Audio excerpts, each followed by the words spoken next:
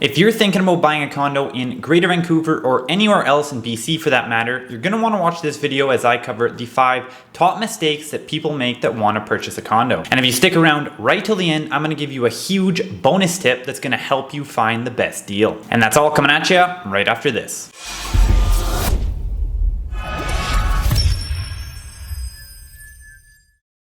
What's going on, guys? Alex Dunbar here from the Dunbar Real Estate Group and Remax Treeland Realty based out of the Surrey Langley areas. And in this video, I'm going to be covering the 5 most common mistakes people make when purchasing a condo. If this is your first time on my channel, I make real estate videos based on relevant real estate topics here in BC, as well as give community tours across the Lower Mainland. So if that's something you're interested in seeing more of, I suggest you subscribe to my channel and hit the bell so you're notified whenever I put out a new video. And before I dive into it, I'll ask that you do one thing for me, and that's to smash that like button so the algorithm will push this video out to more individuals just like you who want to learn more about real estate in BC.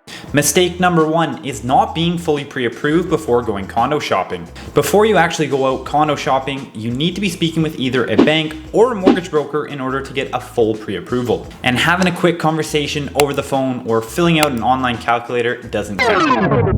You need to be actually providing them with the relevant documents in order to make sure we have a clear picture on what your level of affordability is. The way that I like to explain it to people is that it's similar to going on a road trip. You wouldn't leave your house before you checked your gas tank. And the same goes for condo shopping. You don't go out shopping before you've gotten your pre-approval. One of the main reasons this is so important is because you need to be able to make a decision quickly, especially in a hot market. If the perfect property comes up and you go in and view it and fall in love with it, you're going to want to make sure you know exactly what you can afford. And if you haven't done your due diligence prior to viewing it, this is going to put you in a bit of a pickle. And if you try and go and get pre-approved after you've already seen the home and before you make the offer, it might be too late and someone else might swoop it up. Additionally, if you're having to compete in a multiple offer situation, you want to know exactly what you're able to do so you can come in with the strongest offer possible. This is going to be extremely important, especially with the entry-level condos. So just save yourself and everyone else the trouble and go get a pre-approval before you start shopping. Mistake number 2 is thinking short term. Now, when I say this, I mean it twofold. First of all, there's some people that think the market just only goes up. This means that for several of them, they're expecting massive gains in a very short period of time.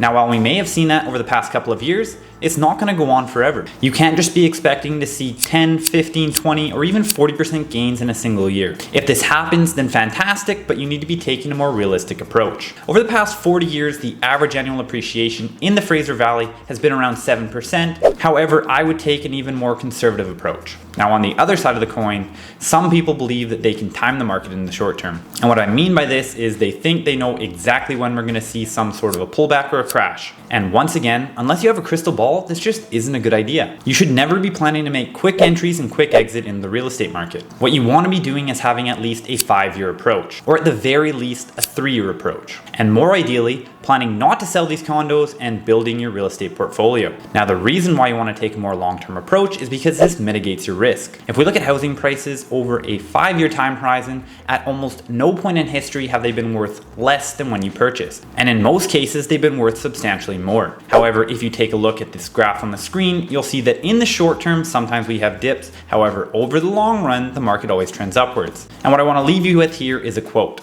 And that quote is, "The real estate market goes up and down upward." So what you need to be focusing on is time in the market and not trying to time the market. Moving on to mistake number 3, and that's not considering older building. Many people are worried about some of the additional costs associated with an older building over a newer one. And that's a fair concern. However, you have to keep a couple of things in mind. Several older buildings actually come with better, more spacious, and more functional floor plans, while many of the newer condos come with cookie cutter plans and are a lot smaller because the developers are trying to see how many different units they can fit into a single building, obviously to increase their profits. Additionally, just because it's a newer building doesn't mean it's not going to come with any issues. A lot of buildings that have been built recently have been rushed to the market and just slapped together because the developers want to take advantage of the hot market. Of course, this isn't every project, it's just certain ones here or there, but that's why it's so important to know who the developer is and what their reputation is. But at least with an older building, you're going to know exactly what you're getting. One little tip here that I like to talk to people about is what I call a second life. And what I mean mean by that is around the 20 or 25 year mark,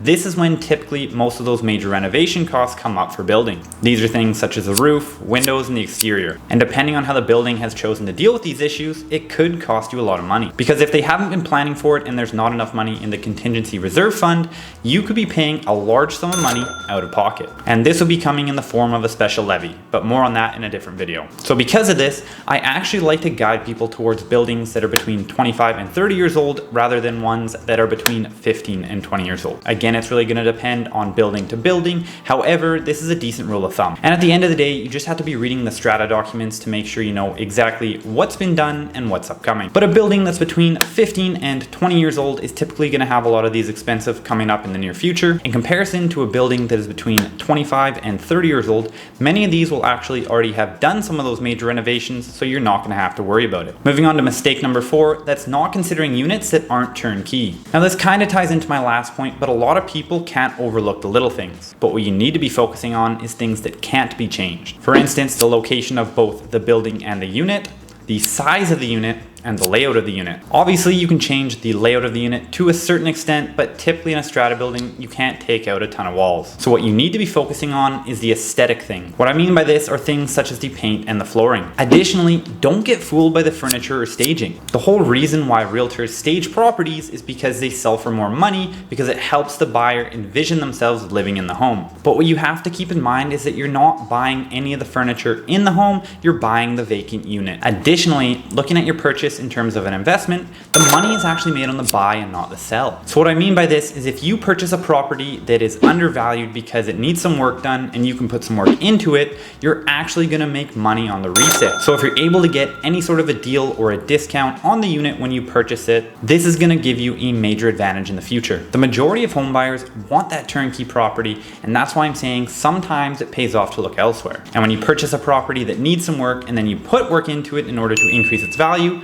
we call this sweat equity. And that essentially means that the work and renovations you're putting into the property are going to increase its value by more than what you put into it. And moving on to mistake number 5, that's getting caught up in the hype. Real estate is an extremely hot topic across Greater Vancouver and realistically across the country. And everyone you talk to is going to have an opinion. Additionally, if you're trying to purchase in a hot market, it's easy to get caught up in the hype and get your emotions involved. And this is typically where you make poor decisions. So at the end of the day, what you need to do is create a plan and stick to that plan. Who cares what everyone else is thinking? If you're going into a multiple offer situation, sometimes the winner is an uneducated buyer, and you just have to be okay with that. They could have already lost out on 12 other properties and just got sick of it and threw up a big number because they didn't want to deal with it anymore. But that doesn't mean you should let your emotions get involved and stray away from your plan. What you need to do is have multiple plans based on a specific property depending on how many other offers there are. Typically, I like to advise my clients to go in with 3 different plans. Number 1, the offer that they're comfortable with putting in if there's no offers. This is typically below list price. Plan number 2, if you're competing with other offers. Now this is going to vary depending on how many other offers there are and what the property's priced at, but typically you're going to want to choose a range here, and dependent on the unique situation and your agent's advice, you're going to choose something within this range. And plan number 3 is if you find that 10 out of 10 perfect property and you can't live without it. And if this is the case, you need to come up with the highest number you're comfortable with giving that you won't regret it if you don't get it. And that's going to do it for my 5 mistakes that home buyers most commonly make. However, if you remember at the beginning, I said I was going to give you one bonus tip, and that is to not only consider new listings. What I mean by this is typically new listings hit the market between Monday and Wednesday, and when they do, everybody has their eyes on them. And what's been going on for the past year and a half or so is that these listings will hit the market during that time frame. They'll be taking showings throughout the week and the weekend, and they'll have an offer presentation date either on the following Monday or Tuesday. And for the most part, almost all these properties were selling in multiple offers and subject free, and you weren't even getting an opportunity if you didn't see them right away. But things are starting to change, and more often now, we're starting to see properties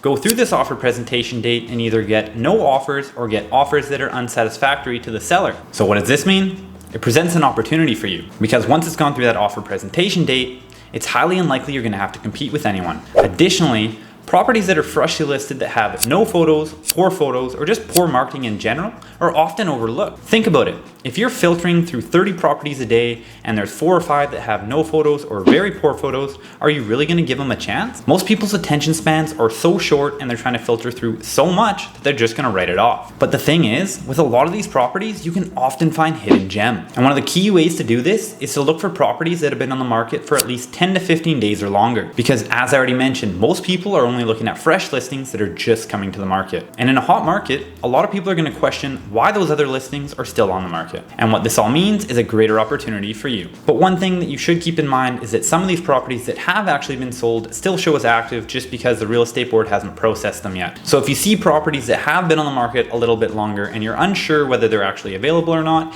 you can reach out to your agent and they'll be able to help you out. And that's about going to do it for my video today. So if you did get any value from it, I'll ask that you do one thing for me, and that's to hit that like button. And if you have any questions or comments on anything I covered today, leave them down below and I'll make sure I get back to you. Additionally, if you want to see more videos just like this one, then I suggest you subscribe to my channel and hit the bell so you're notified whenever I put out a new video. If you're interested in getting a free copy of my home buyer's guide, you can scroll down and hit the link at the bottom of the video description. And lastly, if you are considering buying a condo in Surrey, Langley, or the rest of the Lower Mainland, you can book a call with me at your earliest convenience to go over your options. Thanks so much for watching, and we'll see you in the next video.